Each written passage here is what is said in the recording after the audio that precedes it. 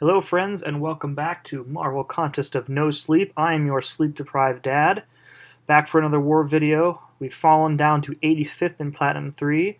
This is war number 7. Today we're taking on RTT16, the Titans.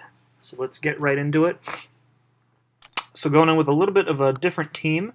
I don't need Ghost Rider for the Danger Sense bonus today, so I'm popping in Omega Red for the damage bonus for Void.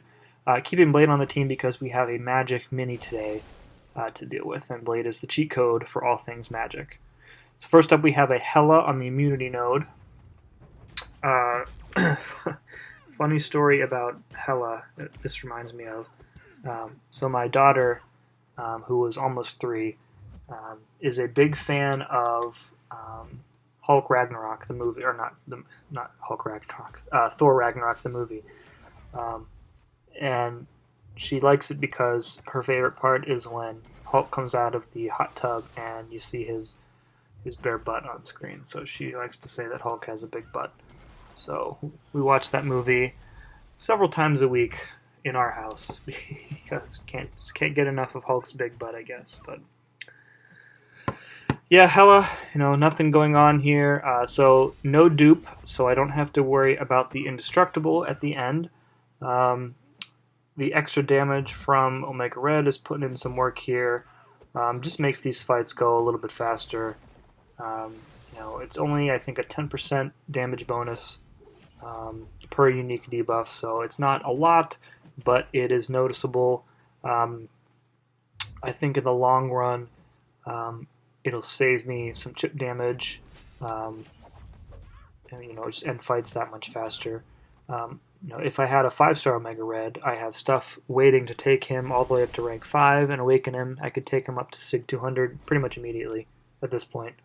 And he's a great, war attacker too. So one day maybe I'll get a 5-star Omega Red, and then I can, pretty much permanently put him on my team.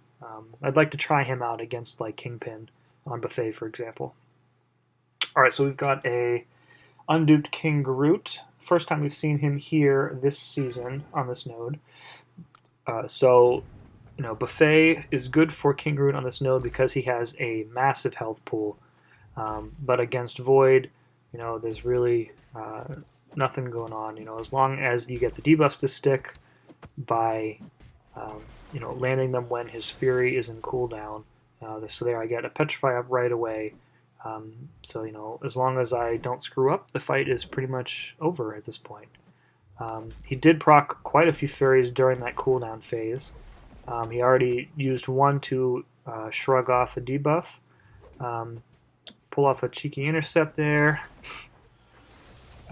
With this many Furies, you just kind of gotta, spray and pray almost. So right there, you can see before his Furies fell off, I did get one to stick despite the Furies. So, if you get a good RNG on your side, it'll work out fine. I don't typically like to pay attention too much to the Furies when I do this fight, just because, if you don't get a debuff to stick, that's fine. The other ones that are there will continue to damage him throughout the fight, and then once you get the Petrifies up, plus a couple extra debuffs, Buffet is going to start damaging him. So there's really no danger here.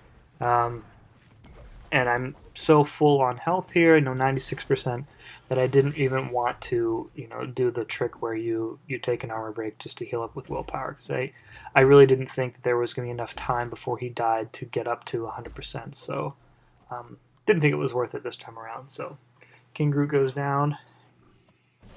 Next up we have, I don't know what kind of tech champ could be on this node. Oh, look, surprise, it's an Iron Man. So I do think I get, yep, so my parry doesn't work there for some reason, and I take a combo. So only 4 hits, and that took about, 25-30% of my life, which sucks, which means I'm going to have to use potions to heal up Void, which sucks because Void's health pool is enormous and it takes a ton of potions. And Kabam continues to ignore the fact that potions are outdated. They should be percentage of health based rather than a static value. These potions, as they were designed, were great back when 4 stars were the ceiling. But now we have max rank 5 stars. We have rank 2 6 stars. You can go through your item use in 1 to 2 fights. Especially when you add in all the amounts of unavoidable damage that a bunch of these champs have going on. Specific ways you have to play a fight, like this one, for example. It's just I really wish they would redo the potion system. So not that it would matter, but he's got no dupe here, so I don't have to worry about the power gain. I've got the Petrify's up, so even if he was dupe, I wouldn't have to worry about it anyway. Because in either case, you play the fight the same way. Heavy intercept all the way. You can throw your special 3 if his armor is low.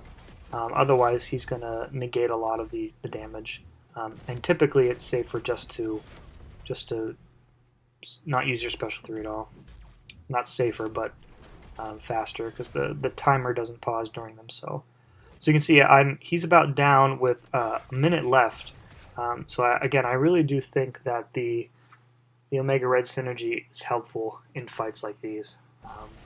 Normally on that fight, it's coming down to the wire.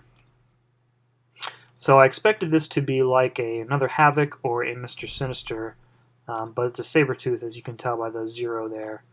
And Void just dominates Sabretooth on this node and really any node. So just a matter of not getting clipped by his special 1, because the bleed from it is pretty painful. In hindsight, of course, I wish that I hadn't healed up all the way, because this is the last fight that I needed Void for. Since we have the magic mini boss coming up, I was going to use Blade for it for sure. So I could have saved myself a few potions. Actually, I probably didn't need to use any to do this fight, but better safe than sorry, I suppose. So I've got a little bit unlucky on the Petrifies. They're the 2 of the last 3 to go up.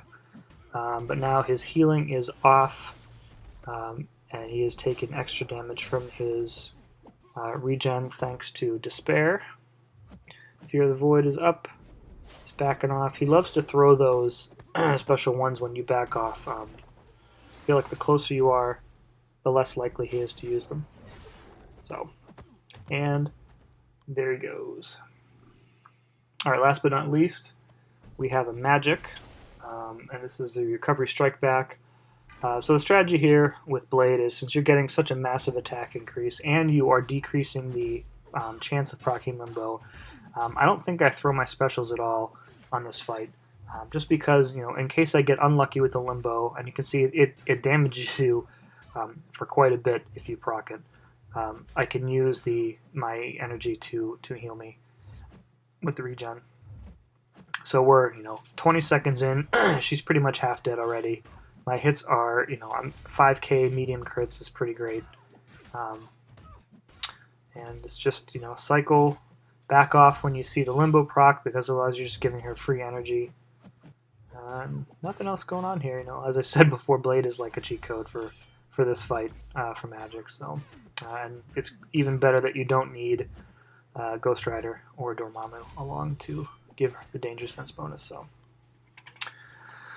So pretty good. War had to use a few unnecessary potions, but it is what it is. And even better, we actually finally got our first win since the second war of the season, so that brings our record here to 3-4. Should move up a little bit in Platinum 3. We'll see how the rest of the season goes. I am very anxious for the season to be over. I am near certain that I'm going to be dropping out of this level, this tier of war. It's not fun. As I'm recording this, the info for Season 10 came out with the new map and all the new nodes, and it's just a complete pile of trash.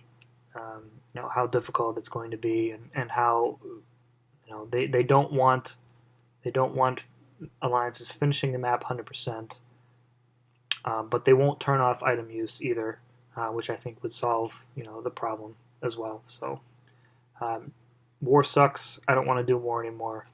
So thanks for watching.